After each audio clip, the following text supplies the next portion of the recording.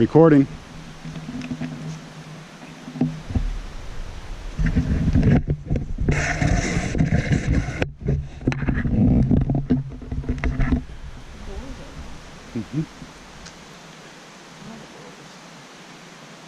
These are the Cades Coves cabins. These were privately owned homes at one point,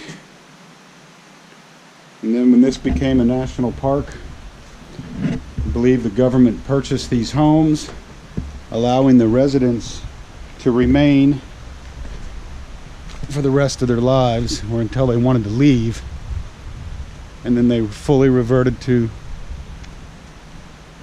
government ownership, full government ownership. They're all falling apart, caving in here and there, and I'm not going to go in any of them because yeah, I don't want to hurt myself.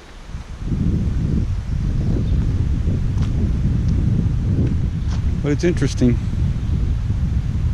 I find it interesting.